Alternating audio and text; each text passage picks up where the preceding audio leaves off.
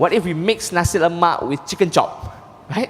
So would people accept it? Would it be good? Will it be done right? So I think that my next question will be, what do you guys think of infusion of culture that they're not from common origin, be it like Western with Eastern, between Eastern countries as well, there are different cultures. How do you guys see that? Is that something that, should we do it? Is that even viable? How does it work then? Yeah. Okay, I'll take that first. The root of that question is actually permission. Do you need other people's permission to do your artwork? Because infusion happens all the time. It's actually how you learn. What happens when you learn, whether you're learning art or crafts or programming, is that you take instructions somewhere, either from a teacher, either from online reference, either from something you see, and then you try to add in your personal direction to it, the way you write, the way you speak, the way you translate things, and then you create something. And whether or not that's successful is actually when you bring it out and see if people like it.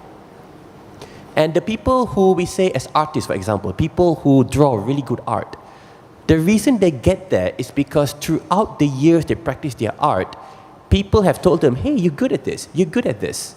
They may be drawing a lot from Japanese stuff or a lot from the Western Marvel DC stuff, but in the end, the reason they stayed on their craft is because their work was recognized as being good. So the question of whether or not mixing East and West is a good thing, let's put it this way. We have a mismatch culture. We have a culture now where we can just take a lot of things and just put it together, and the winner is the guy who gets other people to say, wow, that's good. That is why in Japan there is a copycat culture where they create their own works and they call it doujins, and they put it out for sale. And people will come and see which of this mismatch is something they like. And something that sells well will tell other people, oh my God, he did that, someone liked it, I'm going to do that as well. And that became successful.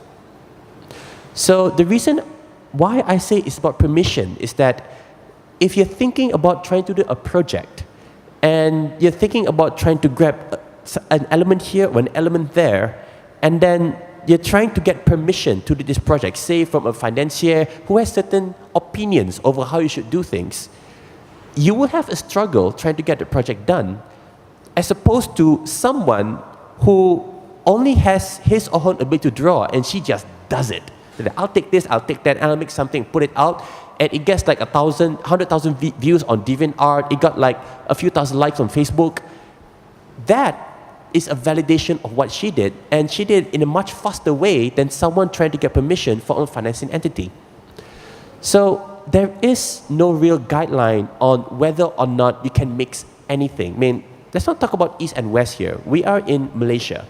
We are in the middle of Eastern references and Western references, and we also have Nusantara references. We watch a lot of Bollywood movies, so we have Indian references, and eventually we see that we take a lot of stuff from everywhere. And if you remember the ending of the first Avengers movie, where Tony Stark says, we must all go eat shawarma. Well, that's an alien reference there. It's something for another culture they throw into an American city. Because what's happening in American cities now is that they are taking elements from other cultures and making it their own. And no one's asking permission for that. The only real permission you need is whether or not your work will succeed. So having said that, mix whatever you want, see what works.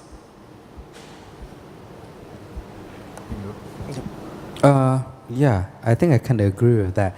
To resonate also, I think during the last weekend dialogue, we also talk about that you don't need to ask permission to start something. But ultimately, the real permission is to seek whether it is a good product, whether it can be acceptable or not, you know. Alitt mentioned a story that, you know, on Hari Raya, where that baju Melayu top with jeans, right? You don't need to ask permission, you know, whether you can wear it or not, you know. But if you go by definition, that is not a real set of baju Melayu right there, you know. But it is acceptable. You see? So infusion already happened right there, right?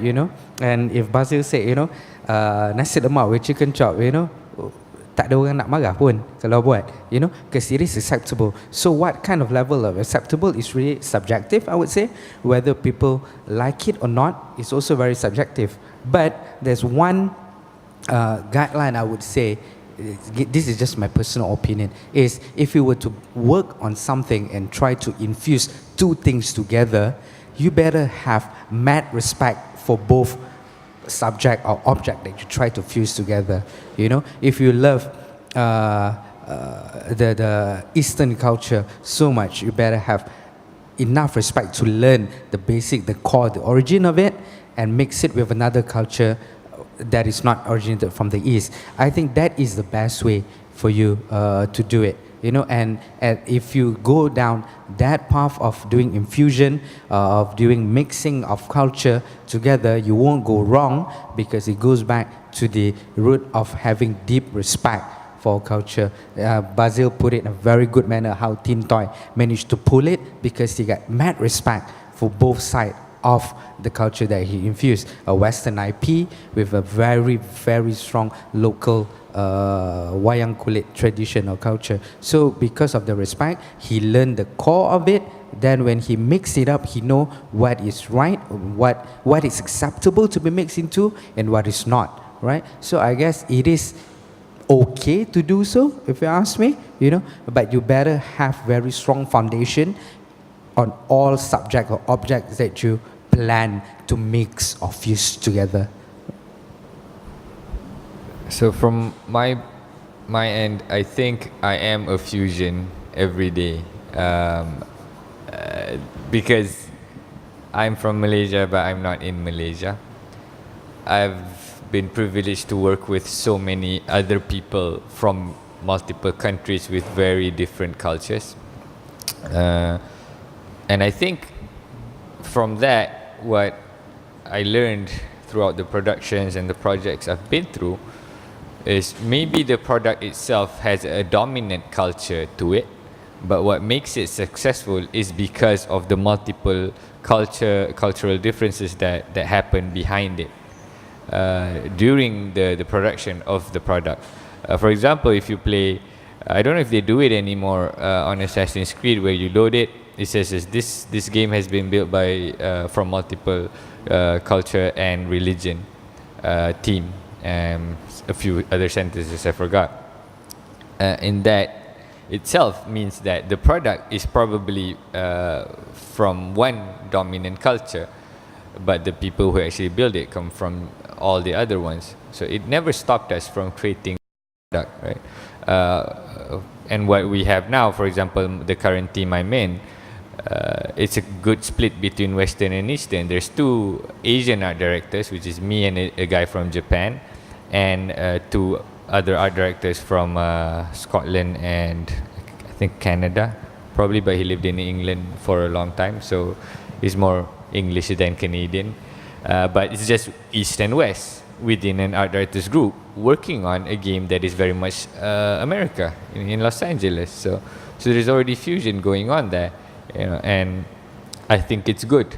I always believe that fusion brings success. It's just a matter of ratio, and how much you want to push for.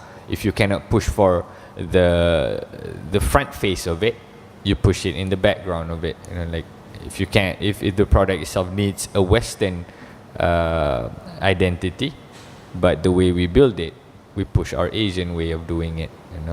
So that's fusion to me personally. Okay. Last question before we open the floor for you guys to ask anything that you would like to know to the panel. I would like to touch about, I think what you guys mentioned. I think, there's no going away. Fusion is happening and will happen and will continue to happen. I think that's when the substance of your culture is very important. I mean, coming back to, if you want to mix nasi lemak and chicken chop, right? You better get your nasi lemak right? What is a nasi lemak? What makes nasi lemak a nasi lemak? You need to know how to cook with the santan and whatnot, else you will not be nasi lemak, it will be nasi minyak or something else, right?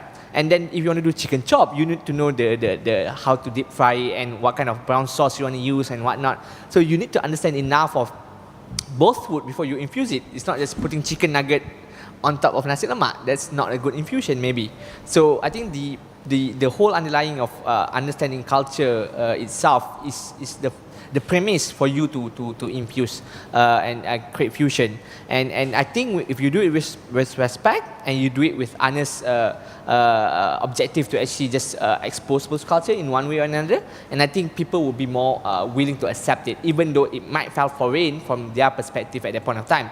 I think one of the culture that we have in Malaysia that is a huge infusion that we have generally accepted, especially in the city, is mamak culture, right? Almost all Malaysian will go to mamak, and it's so common to go to mamak that even in India they don't have mamak culture, right? We're talking about the Indians in India. They're like, mamak culture? We don't do mamak here. We have Indian restaurants. We don't do mamak culture.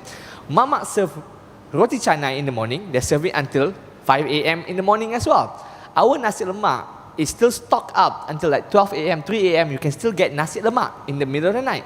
We used to only eat nasi lemak in the morning for breakfast. But now you can get nasi lemak at any time of the day, right? And of course that builds up to what Malaysian loves to be. And I think like football in Malaysia is huge, and the mama restaurants and whatnot realize that's an opportunity. They start installing huge LCD screens and projector and whatnot, and people stayed back to just watch football with their friends and in a mama culture. And whereas in a lot of other countries don't have those culture. We have a unique culture because of our differences with the biggest football league, the EPL and the La Liga, the Spanish league, and the British league.